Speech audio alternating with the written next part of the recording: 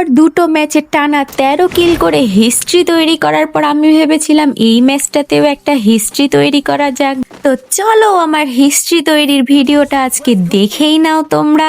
আমি হিস্ট্রি তৈরি করার জন্য প্রথমে মিলে চলে আসলাম, যেখান থেকে হালকা পাতলা লুট করে চলে গেলাম বিমা শক্তিতে।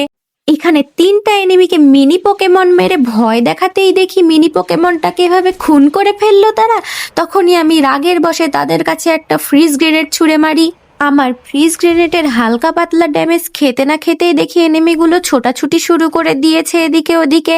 তো আমিও একটা সেফ পজিশন নিয়ে নিই, যেখান থেকে একটা সামনের এনিমিকে আমি ডাউন করে দেই খুবই easily, just like easy game. তো এনিমিটাকে মারার পরে আমার হেলথ কম ছিল, যে কারণে আমি জেনারেটরটা চালিয়ে দেই। তারপরে এই সেন্সর বিহীন এনিমিটাকে মেরে খুব মজা পেয়েছিলাম গাইস। বেচারা বুঝতেই পারেনি আমি কোথায় থেকে তাকে মেরেছি।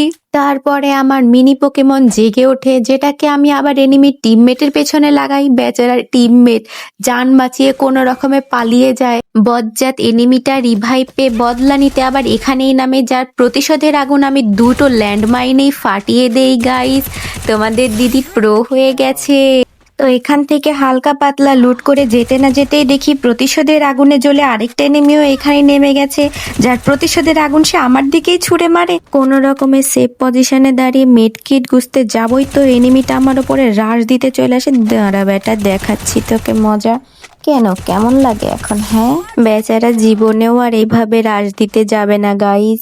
এখান থেকে নিচের দিকে নামতেই একটা সুন্দরী মামনিকে ইউএমপি দিয়ে ডাউন করিয়ে দিই, কিন্তু বেচারা সোনিয়া আর দিমিত্রির মিলন ঘটিয়ে দেয়, আর পাশ থেকে তার টিমমেট গুলো আমাকে এলিমিনেট করে দেয় গাইস।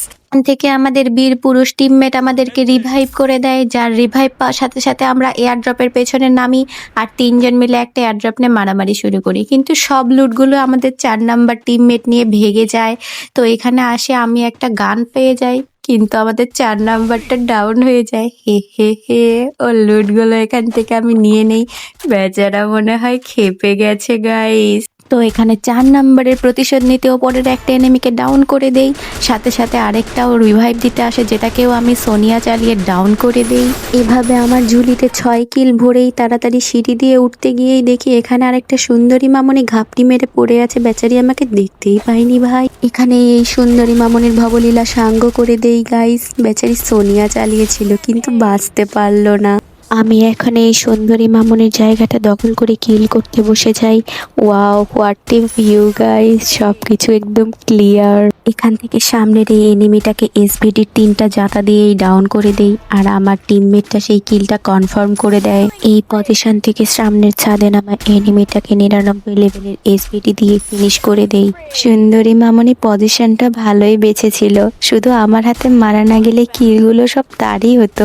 এখানে 12 কিল করে বেশি ওভার কনফিডেন্সের ঠেলায় সামনে গিয়ে এনিমির কাছে মারটা খেয়েই যায় গাইস। তো এভাবেই আমার হিস্ট্রি তৈরির খেলা এখানেই শেষ হয়ে যায় গাইস। আমাদের টিমমেটটা এখানে ভালোই খেলা দেখাচ্ছিল, কিন্তু জোনের ঠেলায় বেচারা নিচে নামতে গিয়ে এখান থেকে এলিমিনেট হয়ে বুইয়াটা মিস হয়ে যায় গাইস। তো আমার হিস্ট্রি তৈরির ভিডিওটা আজকে এখানেই শেষ। আজকের ভিডিওটা ভালো লাগলে একটু লাইক করে দিয়েন, আর চ্যানেলে নতুন হলে প্লিজ সাবস্ক্রাইব করে দিয়েন। Bye bye guys, thanks for watching the full video.